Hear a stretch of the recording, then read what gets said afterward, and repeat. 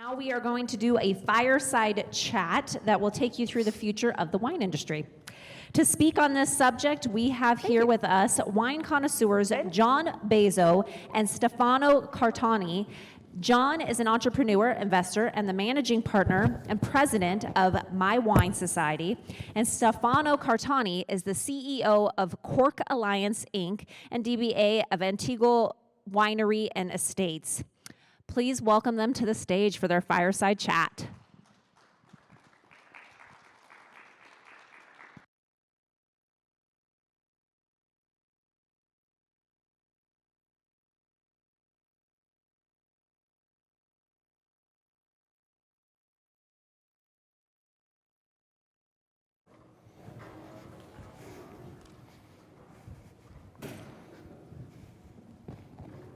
Right. Is this good here? Yeah, sit here. Perfect. Well, hello, everyone. Thanks for joining our fireside chat. We don't have a little bonfire here yet, but we'll just envision that as we drink wine around the fire. So I wanted to talk to you guys today just a little bit about the future of wine. I think Jennifer did a great job kind of alluding just beverages as a whole, and we really wanted to get into the wine industry specifically, as that being our specialty. My name is John Bazzo, as she mentioned. I'm president of My Wine Society.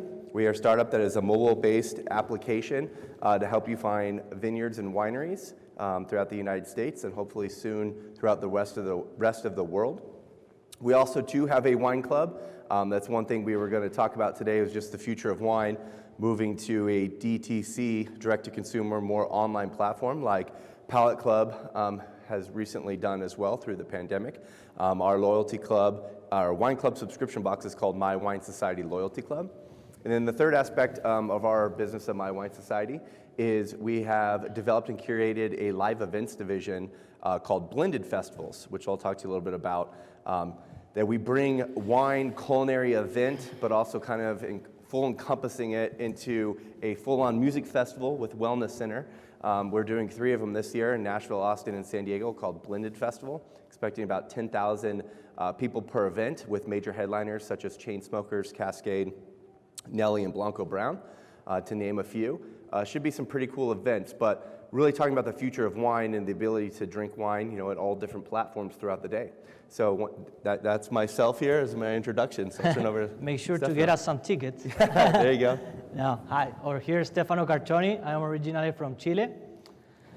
Before working in the wine industry, I was working as a financial advisor in Chile, so totally different industry. But I moved to the States like 3 years ago, before the pandemic, to get my master and start working in a family business that it's Antigua Winery. We have the winery in Argentina, in Mendoza, in Ucu Valley. And as you can see, here's one of our start products. It's the Uno Malbec. Probably you have seen it before. We're currently, we have Cork Alliance here in the US. That's the commercial office. We have that system because, as you know, Argentina is a mess in terms of exchange rates and sending money and everything. So totally, I don't recommend everyone to do business with Argentina. But anyhow, we started with this project with Cork Alliance, like bringing not only our wines, because of we've seen a big potential in the US with different wineries from all over the world. We started 2 years ago bringing Sauvignon Blancs from New Zealand, a Tanat from Uruguay, Pinot Noir from Oregon. We try to pick up like specific partners, like we see that they have a lot of potential here in the US. It's a fun industry, you learn a lot, and I think we're in the good path. Like when we started like 4 years ago as a family, we were only in 10 states right now and less than 5 countries. Right now we are in the 50 states and more than 60 countries, being in the top 5 most sold Malbec in the US. So that's a big thing for us. Okay. Well, to help celebrate today, last night when I checked in the hotel, I got a bottle of Argentinian wine just because I knew I'd get a chance to speak with you today. So I'm ready. Good to hear. So, let's start with some data. First of all, all this data, I pulled it up from the Wine Intelligence Report from last semester.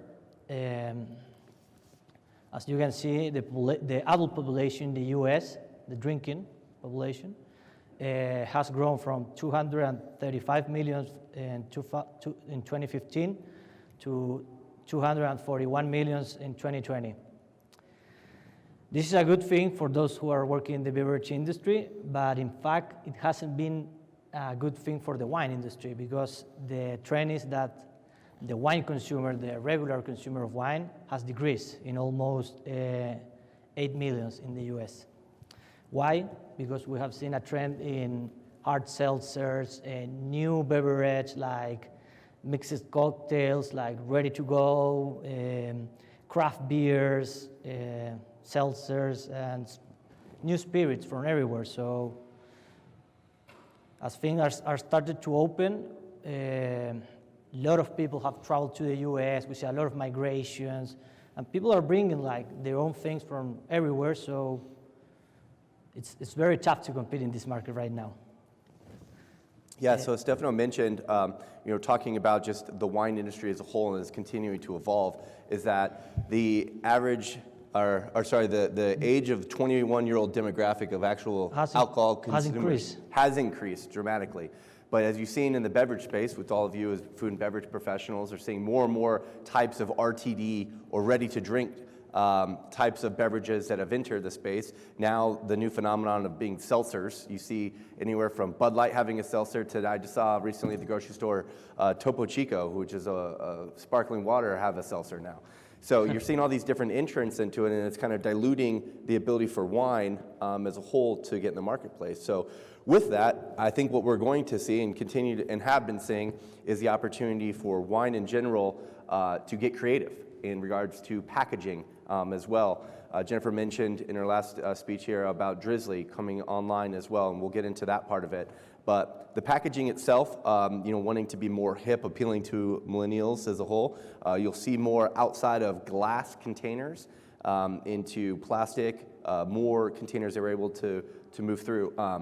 With our festivals, just to mention a plug here, we have a sponsor called Beatbox, which is based out of Austin. They are a RTD wine beverage drink, but it's in call it adult Capri Sun, which many of us remember from childhood on those Capri Sun drinkers. It's a great daytime pool party drink, but it's wine. It's not in your traditional wine bottle. Stefano come from Argentina. I come from Italian family and Italian descent. And from me and many of you, wine was something that I drank at a very young age around the dinner table with family members, and it was mainly on Sundays, and it was every Sunday having our Italian dinners, and the bottle of vino comes out and we get to enjoy. And wine was really paired with food specifically. Kind of the old joke in the wine industry talking about chicken or the egg was food created first to pair with wine, or was wine created and was that to pair with food? But that was always seemed to be the place where you had wine, was at the dinner table. And you're seeing now with different packagings, there's different opportunities to enjoy wine outside of that. That's right, John. Now that you mention, wine has been like a drinking occasion, like when you pair it with food, with a special dinner, a job meeting. And with all the pandemics, things have shifted. Like we see a lot of millennials starting to drink more wine, like not on a regular occasions, like on informal meetings, like hanging out, like watching TV, going on to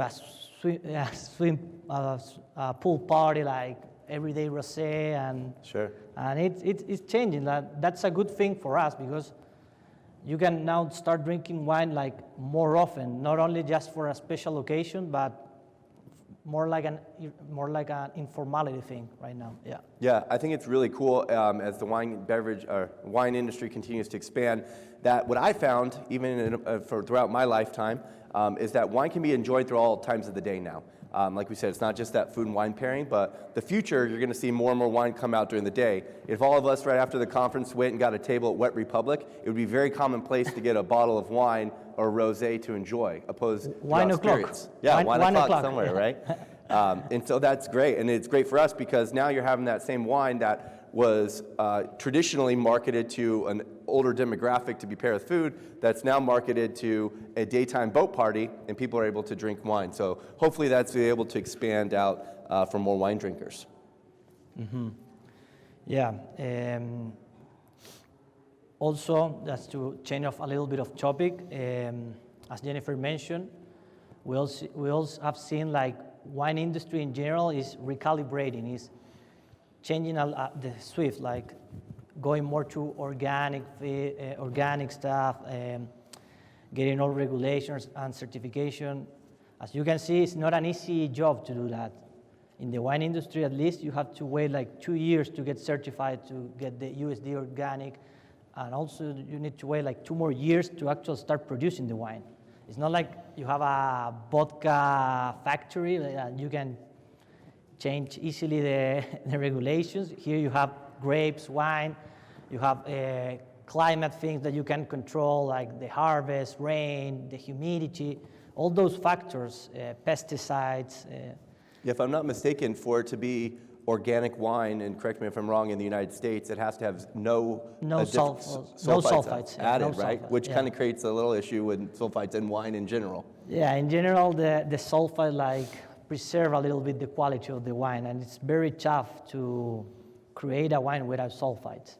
You've seen like the vegan wine, that all wines were produced with eggs and other animal components, but right now everyone is chipped into more vegan wines. But organic, yeah, it's a tough thing. Sure. Yeah, I mean, as you're talking to organic side of it, one thing that we're also seeing a big spike of in the industry of cannabis as well, and so now seeing some cannabis-infused wines come about that can be continuing to growing in the future as well. Yes. With the CBD side of things. There's still some regulations because it's alcohol, and in the U.S., I don't know if you're familiar, but here in the U.S., as other different countries, they use the 3-tier system. For example, we produce the wine in Argentina, we import it, but I cannot sell it directly to a restaurant or to the final consumer. We use distributors. With 29 states, we're operating with Southern Glaciers here in the US, so I sell directly to Southern, and Southern is in charge of selling to the on and off premise account. So it's very regulated system. It's not that like you can go actually to Walmart and sell directly your wine. Yeah. It's a whole process. Well, speaking of purchasing wine, one thing we've seen more of a transition of, as the previous presentation again alluded to it, was where you're purchasing wine. And we feel that there's more of a direct-to-consumer in the online purchasing, and we think that's going to continue to expand.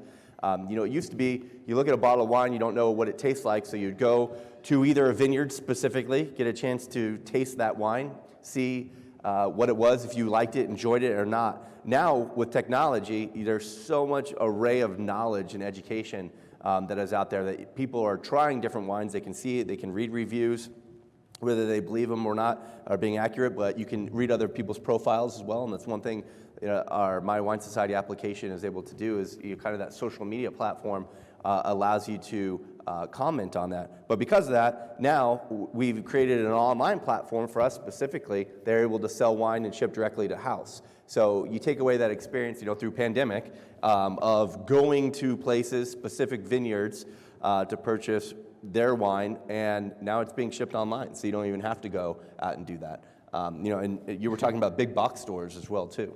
Yeah, and also adding to that point of view, with technology, nobody could imagine that nowadays all of us are using Zoom, Google Meet.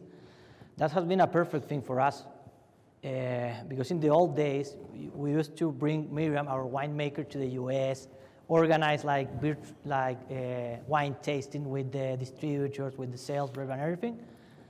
And it has been a blessing. And now you can do a Zoom virtual wine tasting meeting, like they're in Argentina and we're in Oakland, San Francisco, and we can everyone taste the wines, share the experience with the winemaker, and it's really incredible.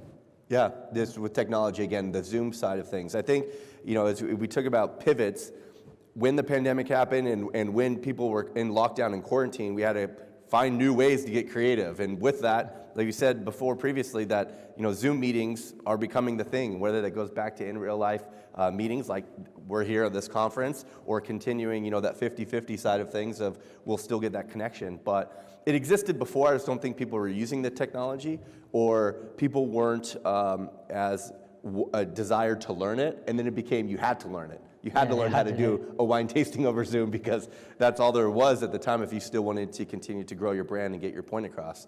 And all those new like apps like Vivino that Jennifer mentioned are really increasing, like not like the knowledge, but like the confidence of picking up a wine. Like here we have wines from like literally everywhere, like from different countries, different wine regions.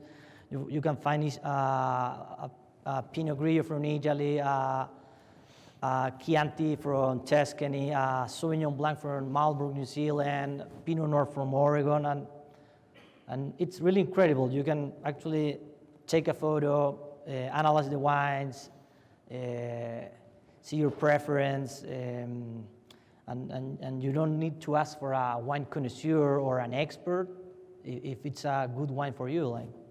Sure. You mentioned taking a picture. I think, too, coming into for the future of wines, augmented reality and virtual reality is becoming more of a thing. We move from Zoom meetings and Zoom tastings to now addition of labels. If everyone's familiar with 19 Crimes, give a shout out to them. They've done a fantastic job at the augmented reality label. It's a really fun little party trick, too. If you get a bottle of wine, you hold up your phone to the app, and what it does is it basically tells the story of the prisoner, of his story of that wine. And it's really fun to enjoy around while you're drinking a bottle of wine. It's kind of a fun, entertaining thing to do. But more labels are doing that, and it's becoming a custom. So now it's just not a bottle of wine. We talked about packaging and the future of that, but it's the history as well. Yeah, the history of it, and it's kind of that experience you're getting too with the wine. But it's now that you mention it's curious. Like you don't see that much wines like with the social media thing, like with the influencers. Yeah. Like for instance, you have the gin you have Ryan Reynolds that has their own gin company. Sure. Everyone right now has that tequila, like the Kardashians. Like. Sure. Yeah, we talked about, again, with our festivals, we have Chainsmokers playing. Chainsmokers, part of the deal of them headlining in San Diego was that Haha Tequila was going to be exclusive tequila at all three of our festivals. And so with that, you're saying, hey, there's that celebrity spirits combination and not necessarily on the wine side. And so I think there will be a celebrity push more because of social media, that you'll have more celebrities tied to a wine label specifically. And it's not just the old cigar type of celebrity with wine. It's going to be younger tie, like you mentioned the Kardashians as well. No, it's an industry that is changing. We used to focus a lot on accolades. For instance, for example, as you can see, 90 points.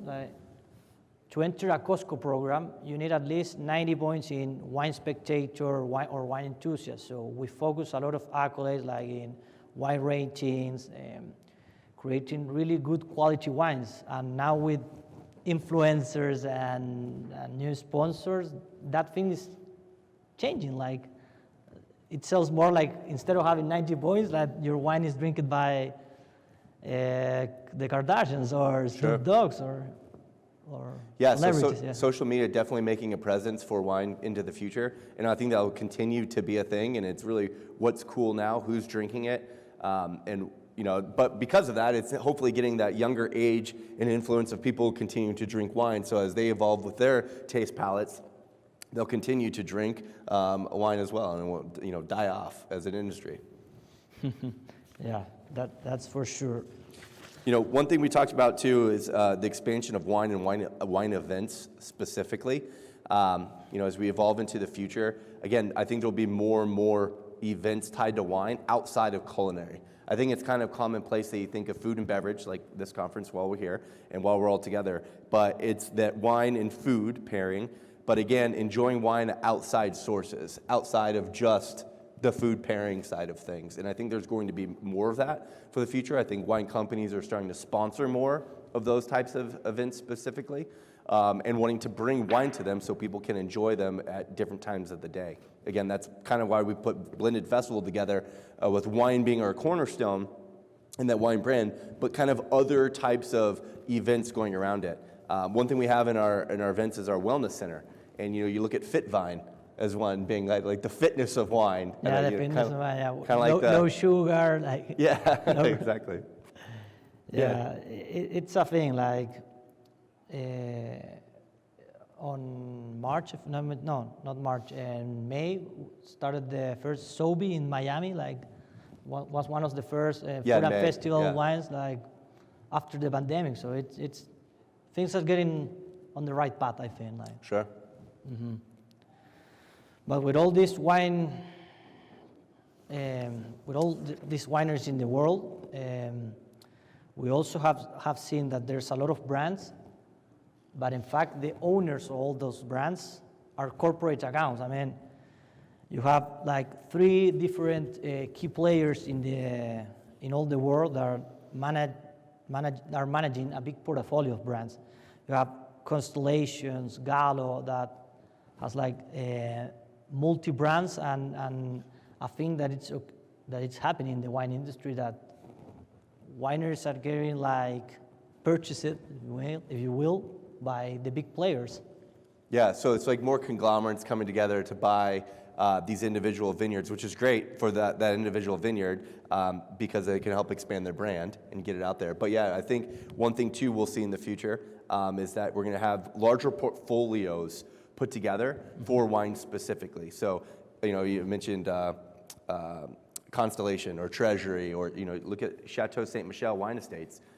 Chateau Ste. Michelle in Washington and Columbia Valley region, they have their own portfolio, but they've purchased so many other brands now that they have over, I want to say, 200 wines within their portfolio. They're eliminating the competition, or they're like...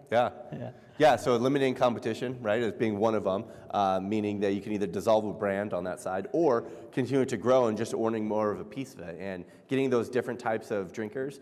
We mentioned different palates as well, too. And so you're creating this larger portfolio of offering that you're able to provide for your customers on that side. So, great. Hope that doesn't create a problem with small wineries, like craft wineries, like small or boutique that are entering to different markets.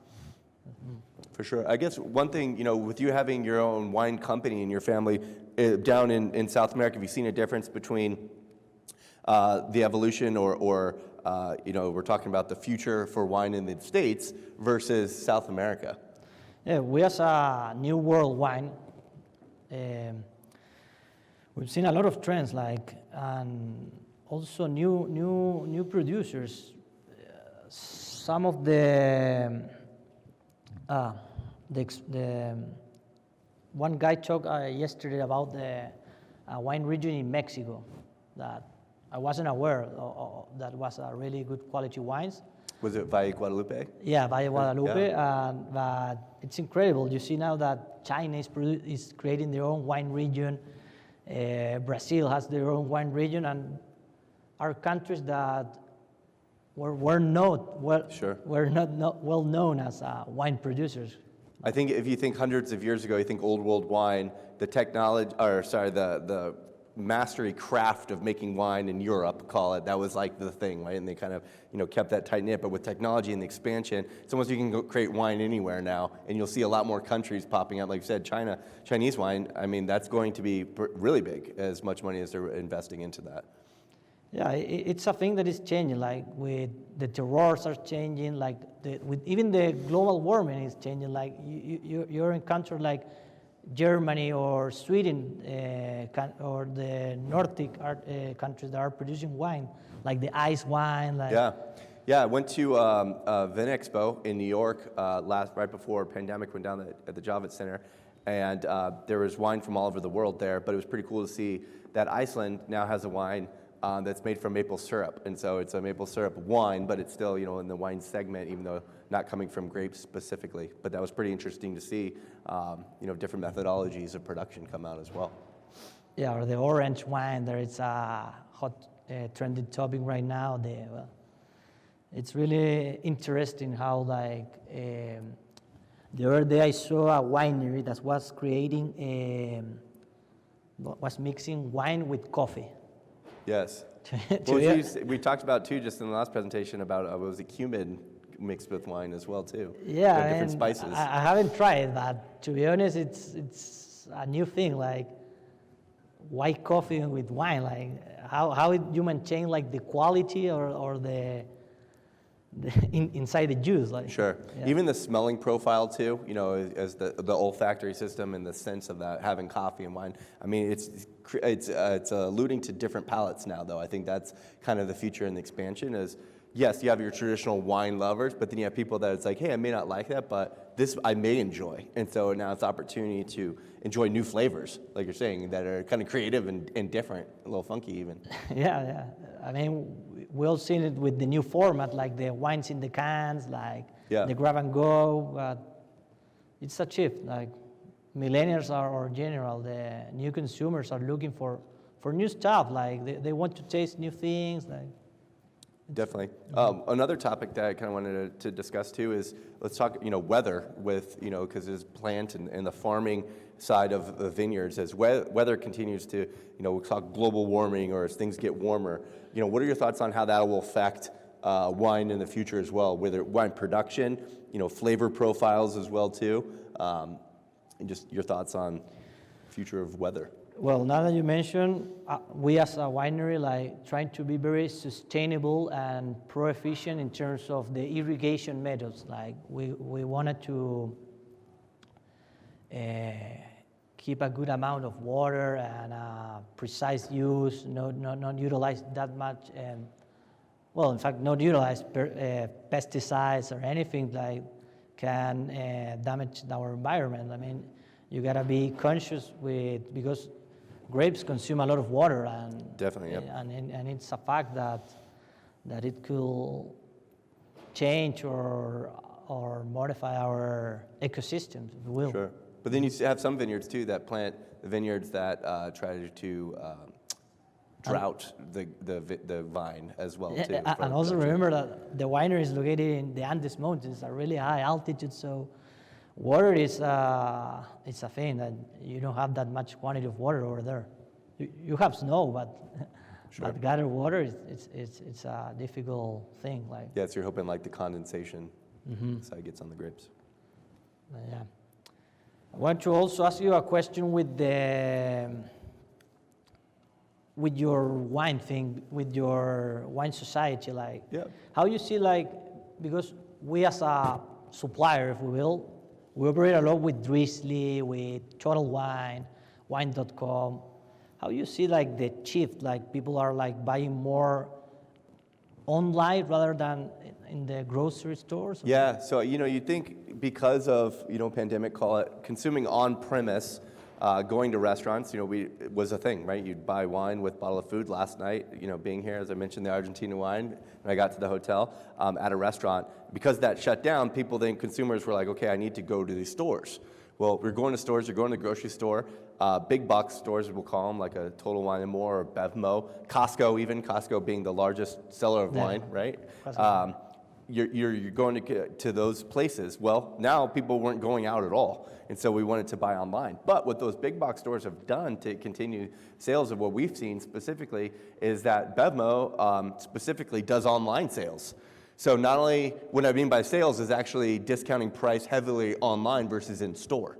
But with the regulations, because I mean, how you gotta, I don't know, as a proof of ID or something, because you're selling, at the end it's alcohol. Like. Yeah, so I just recently bought almost a pallet full of cases for our wine club, and you had to, when you go to order and you go for pickup, you have to show your ID.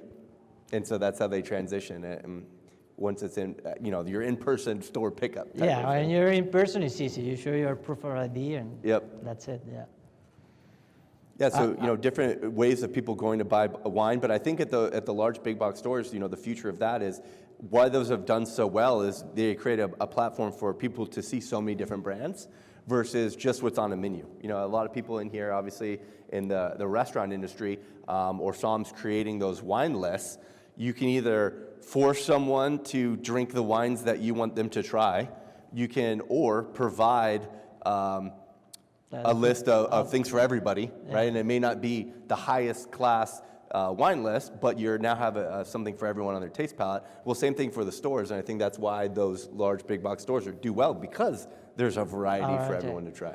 Yeah, with the on-premise, you gotta focus a lot with the sommeliers, like, and they tend to pick a lot based on the region. Like, if it's a cab, it should be like Sonoma or Napa.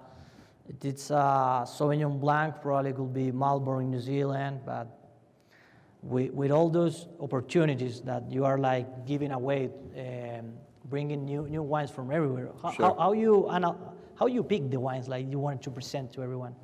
Yeah, so I pick them myself at the time. So we don't make wine ourselves for My Wine Society. So what I do is I go through and really try to feel what's a good wine to provide with our themed boxes each month, and what's kind of the season as well too.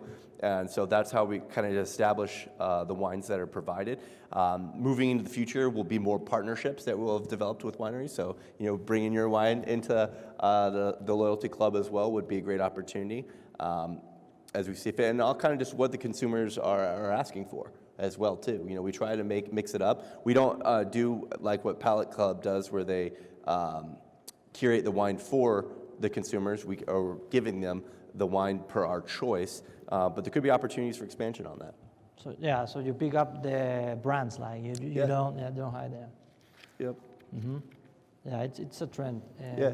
So I think, for the future of wine is for everyone to kind of just really grasp here. I think, one, going to a lot more direct-to-consumer on sales, not necessarily on-premise or, through the wine tastings, but buying online, purchasing, to kind of sum that up. So I would highly suggest, investing into that, because I think it's easier and commonplace for people to get a text message and buy wine right away from their phone. Next, like wine being consumed throughout more times of day now, and it's more acceptable for all ages to consume wine from daytime, morning to nighttime. It's not just the college atmosphere of drinking in the morning. It's all ages now drinking at different times, because wineries have provided that opportunity for that through packaging and different flavor choices as well too. I think those are probably the two biggest things that we'll see come forward in the future, and also the packaging side of it. Augmented reality, different types of packaging outside of glass as well too. So any packaging companies, I think that's a huge opportunity to get on board for wine. And just making it easier for the consumer. And I think ease of use, if you don't have a bottle opener, it's kind of hard to get the cork out. You either have to punch it in or use some other methodology. I feel like us as winepreneurs have that. I want a cork. I save my corks. Yeah. So it's fun to drink a bottle and have your cork as kind of a takeaway token from consuming the bottle. But if you don't have that, and if you don't have a glass, like there's all different types of things you need to enjoy a glass of wine through a traditional bottle. But with the kind of ready-to-drink options that are making a splurge, the grab and go. It's a grab and go, Yeah. and it's just call it laziness or convenience, one of the two. And it may not have the best taste profile, but I feel like that's what today's day and age is kind of used to and accustomed to for consumption. Yeah, fun fact, now that you mentioned the grab and go thing, with our wine, with the Uno, we created like a OnPremise package, like ready to go, like with screw cap, especially focused for the on-premise account, like easy to pour, like you don't have to uncork it and avoid all those. Which is kind of counterintuitive, because I think of a screw cap, I think of like lesser quality, or I think a lot of people may see that. That's just kind of my perception, and maybe I'm wrong. But you want that cork, but it's easy of convenience, and that's why it was created. I mean, for the sommeliers, for bartenders, Sure. it's easy. Imagine taking all the cork, like sometimes it breaks and Sure. you lose the bottle. It's an easy way solution, but at least when you're starting to build a brand, like in our case, it's like people are aware. I mean, you'll see the Uno and you'll know that it's a good quality wine, even though it will come with a screw cap instead of a cork. Yeah. I think that it's becoming more of an innovative way to extract the wine now from the bottle, for sure. And on a six-pack also, because remember, like restaurants and on-premise accounts are don't have that much space like to keep storage. So we're trying to get like easy solutions for them. Like, Yeah. Nice. yeah. Yes, are there any questions out in the audience? Do you want any questions that we ask and kind of have just more of a conversation around for the future of wine?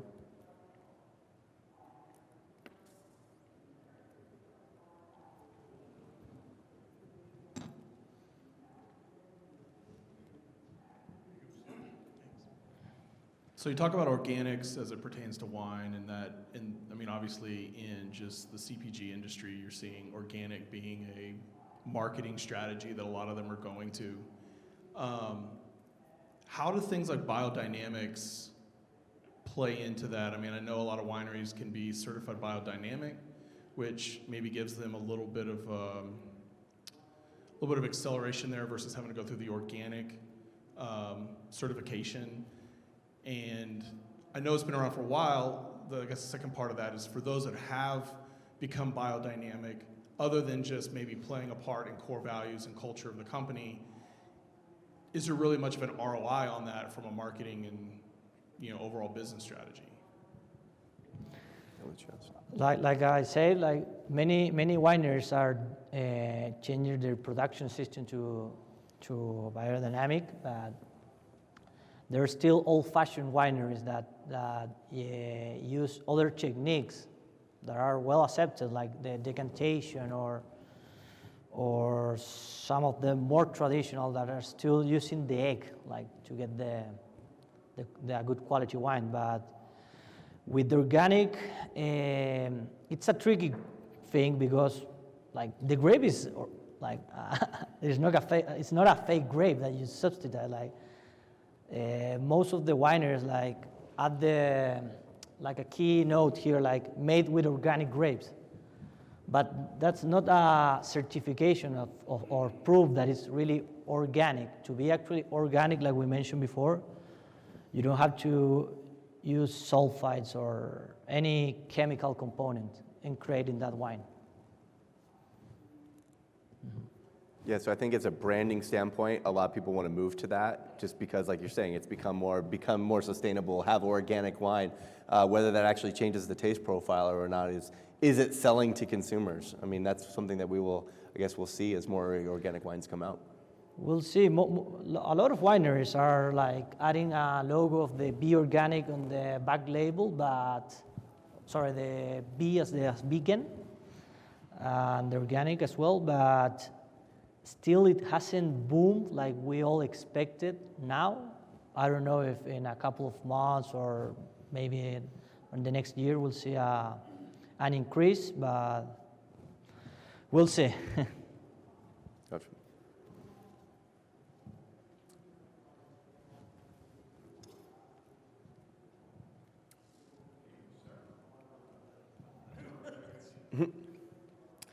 Yes, I've noticed, at least in my business, I'm a personal chef, catering to more intimate affairs with private villas, mansions, and so forth. And I'm noticing, at least with the younger crowd, there's an uptick in these smaller, lesser-known boutique spirits and wines, things I've never even heard of. And not that I'm completely in the know, but I pretty much have an idea of what's out there on the market. And that seems to be the trend.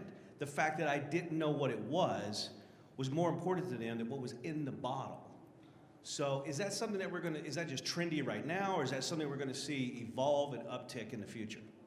Sure, I guess I could just speak on that. I think it's that created allure of the marketing side of like not knowing that creates the demand, right? And I think a big thing for what's kind of going into the future in all categories, this one thing that I've seen for all different types of industries is exclusivity. And I think that's what people want more and more. I think you had exclusivity in general because there wasn't the social media platforms to make everything so well known. But because there's those platforms now, the good side of it is every brand can go out there and expand in the wine industry, get your celebrities to endorse as well too and say, hey, look at me. But what that's done is that's taken away the exclusive side of it. Remember, like coming to Vegas, getting a table was like the cool thing. Like, who are those people that have the table at the nightclub in Vegas? But now it's accessible to everyone because there's different apps like Tabler that you can, join different table side of things. So keeping that exclusivity, I think, is important for those wineries on that demand and that allure to have it. I've seen that become a trend, again, through different types of companies outside of wine. But I do, the fact that you point out on that chef kind of intimate setting, I think that's becoming more of a thing, so that's awesome that you're in that side of business. Again, it's that exclusive dinner that you're having. I don't want to go to that top Michelin restaurant anymore. I want it at our house, and I want the chef to come because for the same amount of money that you're going to pay, right, you have that cool experience. And I think experiences are becoming more and more of a thing, and that's kind of what hopefully you tie into the ball of wine, but the exclusivity side of it. And so what's cool about it is not knowing about it. And like as you said specifically, right? It could be the exact same bottle of wine or even the bottom of the well barrel, but it's because it's cool because they created the allure and the mystery behind wanting to know what it is. And also with exclusivity, we see in our industry like many fancy chain restaurants are creating their own wine brand, like to pour it and sell, but in fact it's the same wine as this one, but they put another label, like, I don't know, for a fancy restaurant. Yeah. Yeah, right. Just relabeling. I mean, Relabel, you look at that like, through create your own brand. sure in the end, yeah. through across multiple things like Nike and Converse or whatever, right? Having that lower tier. Mm-hmm. So as the owner of another personal private chef company in Austin, I can definitely step back and say that the idea of experiences versus buying products is certainly, we're seeing a huge shift in buyer behavior. Yeah. And I think really everyone in the room, if you could figure out a way to craft what you do into an experience, we've just been able to leverage that to increase revenue. You can add a higher price point to it. And also if you can kind of figure out a way to make it unique and different, that's always great. So I definitely would agree with you. What I was going to ask though was that the other question is I had that, so we're seeing a lot of these wines kind of move into a space that I'm having a hard time as a chef really reconciling, and that is that we're trying to blend the idea of health and wellness with booze. Yeah. So, I mean, my wife loves the dry wine or whatever it is that's supposedly low sugar, but I guess as a chef, there's certain things I won't do to my food. So as a winemaker, where's kind of the line in the sand where we're gonna say, look, like we're not going to modify our process to become something that we're just not? Well, we don't want to change the industry with that. I mean, we want to keep some certain of levels, like good quality wines, because at the end, if we start like creating a new wine without sugar, without that component, you're losing like the essence of wine. Like, Yeah, the alcohol too. Yeah, but the alcohol as well. Like, and you're missing like the storytelling of the wine, like why that wine came from that region, why that wine is unique from that terroir. Like, it's something that you as a winemaker, you don't want to eliminate that. Like, Yeah. I mean, yeah, if there was 0 calories in everything, like apple, I'd have an apple fritter every day, right? You just want the consumption, but you want the good and your cake and eat it too with it. You know, when you mentioned that, the first thing that came to my mind was the Michelob Ultra commercial where they're like working out and then it's a beer commercial. It's like, really, you're gonna hydrate with Michelob Ultra where you're working out? What you're telling me is that it's more of water than you are with there's beer. some beers that are adding like electrolytes, like a Gatorade beers. Yeah, Gatorade beers, even side of it. That's good. So yeah, so not being a winemaker like yourself, but someone being within selling these experiences, because we package what you guys do and sell it off. I think yes, there's that level of health and fitness, and if it could be lower calorie, I think that's great. Instead of a heavy fettuccine Alfredo, but you're creating somewhat of a summer fit. I think it also is seasonal too, right? You're gonna have your lighter dishes in the season, and the lighter wines. Where around the holidays, I mean, it's just assumed that we're all gonna get fat and happy, right, around the holiday season. But yeah, to your point, I would agree that there is a level of like, that wine's not good, I don't want to consume it, or you don't want to pair it together. So winery, I think there's a time and place too, and I think, as we mentioned in our chat before, the cool part about wine is it's not just the food sit down paired with culinary. You can enjoy wine at all times of the day. So you have your fit wine that you can consume by the poolside if we're at Wet Republic, but then you have your cool culinary experience. Don't consume as much of it, but you got to have that taste and flavor that goes. Like the whole point of especially in Argentina, the fats in meat are paired with certain wines on purpose. Malbec, right? cab, Yeah, like you have to have that fats that mix with the tannins, cuts the tannin down. And if you don't have that, then it's not an enjoyable experience. So I think it's more time and place and also seasonal would be my offering. Like you offer those, you allow those options, but yeah, I don't think that, yes, well, especially in Austin being, a young, fit town like a San Diego or in Southern California, you provide the options, but it's not, an entirety thing, I would say. Let's go, it's a good conversation. More questions?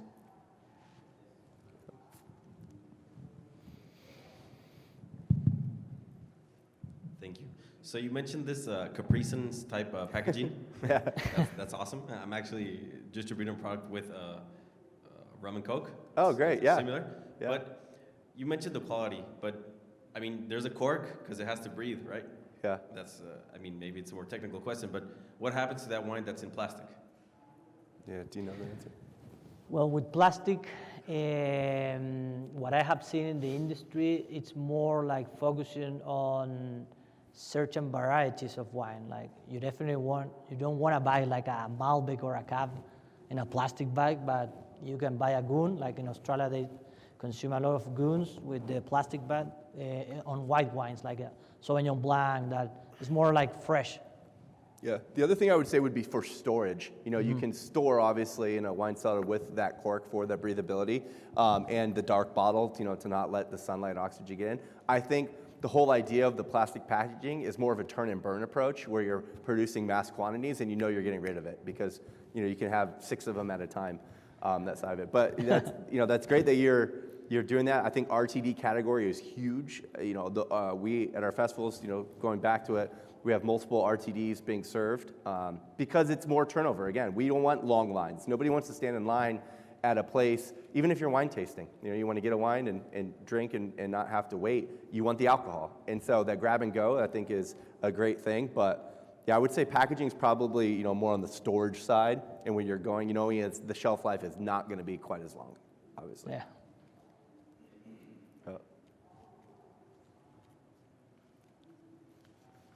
No more questions? That's it. Cool. Well, the good thing, I think, for wine is that it's one of the oldest, isn't mead the oldest alcoholic beverage, I think, ever created back in the times? And it's still here continuing to grow. And I think that, there's new opportunities that are coming out, and it takes all of us to be innovative to help explain to consumers. And I think as we continue to have brainstorm sessions like this and attend conferences, we can help pivot ideas off of each other to help wine stay predominant in the alcohol industry. I mean, like you say, it's the oldest beverage in the world. Yeah. Well, I'm going to go continue to drink some right now at our lunchtime break. But I think that concludes our fireside chat. If we don't have anything else. Cool. Thank you. Thank you, everyone.